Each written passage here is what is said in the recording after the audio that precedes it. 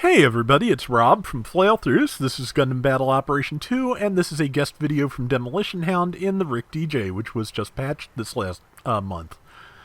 Rick Dijeh, of course, is the support version, and generally what they have done for it is they have made it faster in general. It has a slightly higher walk speed, a slightly higher boost speed, and they reduced the amount of time you have to stand still after firing the Hyper Mega Launcher, either charged or not charged. So there's a few other upgrades, but that's just basically the theme, I think, trying to just make it faster overall, which in close quarters like this does not necessarily matter too much. I'm amazed that GPO1 did not score a kill there, but see, Demo, yeah, tried to shoot, they dodged, he tackled, he's dead.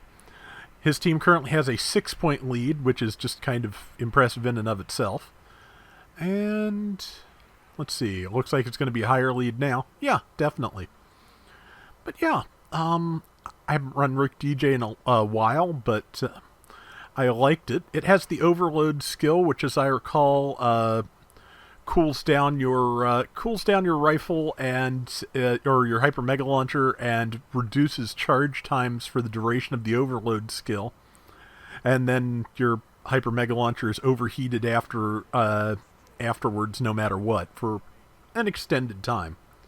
You know, the equivalent of overboost, just like you'd expect from the name. But yeah, it's like I said, not bad. Good damage there. And here is a Dryson, which, yeah, that's a good target. I keep forgetting it has those grenades. Decent Vulcans, too. But, okay, and there's, okay, got an assist. Somebody else got that last shot in just that little bit quicker, as, you know, happens. And there is a Z Zulu, which is not a great thing to be fighting. That's a GPO2 MLRS. Of the two, I'd rather be fighting that, though they can both, you know, load serious damage onto you very quickly, because, you know, MLRS, you have no type defense, and you're at a disadvantage against the Z. Looks like the allied team took down the Z, though, so that's good. And whatever that is, I'm pretty sure Demo just blew up its shield, so that's good. And yeah, as always, water does affect visibility. Underwater water compatibility, I believe, basically gives you de facto stealth against anything that does not have water compatibility on the surface. So again, that's one that the exact specifics of which are kind of just eluding me tonight. So I don't know why, it just hasn't been a good brain day. I haven't been sleeping great. Just, it's one of those things. But let's see. Yeah, I did get a couple of decent rounds done. I got another request done tonight, so I'm happy with that. I have not rolled the Wound Wart, but I am happy that Nurse Gundam did, because I know she was really looking forward to it. So, oh yeah, I forgot, underwater checkpoints. So, this is a special mode round. All the checkpoints are moved. All the bases on this map are moved. And that's why Demo started the fight in the water, because that's how they do it for special mode. But yeah, as you can see, the enemy's Medea was right there in front of him, so it's pretty much where point D is on the normal map. So it's I'm still not 100% sold on the special mode here. It's a nice change.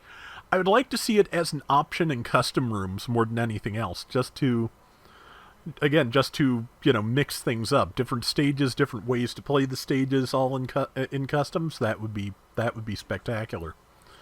I do kind of like the idea of being able to shuffle all of it, just so you don't know what you're, you know, in for before you start. But maybe that's just me. Like one of the dumbest ideas I ever had for a video game that I would still love to see happen one day is I wanted to see a Grateful Dead version of Rock Band where, you know, they take the various performances from over the years and you never know quite which one you're getting.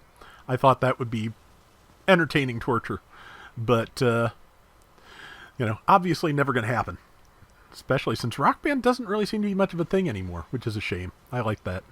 I liked messing with plastic guitars. But good job fighting off that Z Zulu, because those things are, as I said, just real terrors to support. So the extra speed, I think, is not hurting anything, certainly.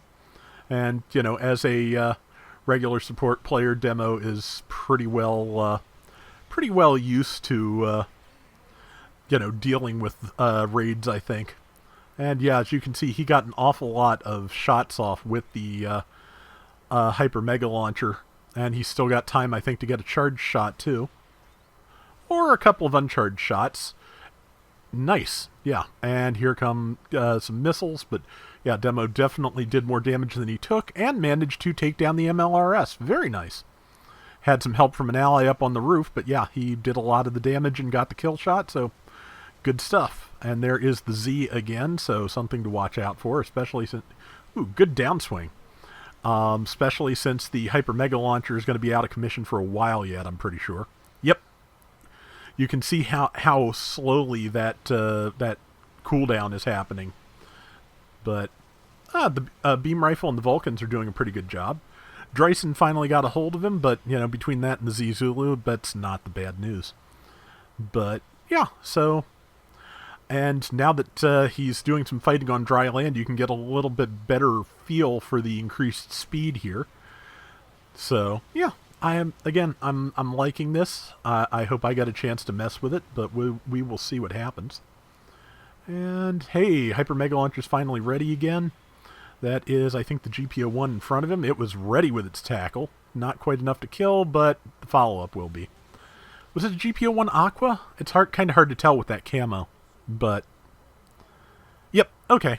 Yeah, it's hard to tell what shirt it's wearing when it's got that detailed camo going.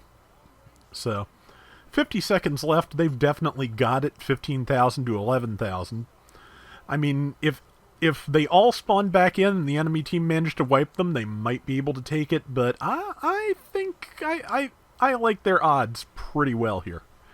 Number 3's calling for help. Help will come in the form of beams, because there's basically almost only as much time left on the clock as there is for overboost, or overshot, overcharge, overload. Oh, Rob, come on.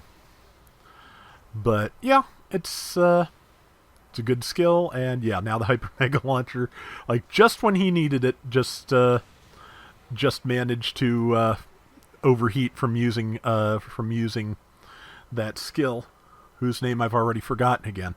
But that was a good round, and let's see. Yep, Demo pretty much swept the board. 4,600 points out of 17,000, 150,000 damage, 6 and 3. Really good stuff. So that is going to do it for today's Gundam Battle Operation 2. We'll be back soon with more. Oh, Zeta plus C1 repeat. And until next time, everybody take care and have fun. Later! I forget when my high-grade Zeta plus C1 comes in. I think it might be January, but I'm just happy it came back in stock at P Bandai, because I kind of have wanted one for a long time, and it's nice to have the A1 in its unicorn colors, which is similar, but, just... It's how do I describe it? It's like, when I was a kid and I was looking for Bumblebee in stores, basically I saw a hubcap who is a yellow version of the Cliffjumper mold and went, okay, he'll do. And my dad basically said, no, he won't do. We looked across all these stores. You wait for the right thing. And I did ultimately find a Bumblebee, which did not survive my childhood, but the G2 one I got next did.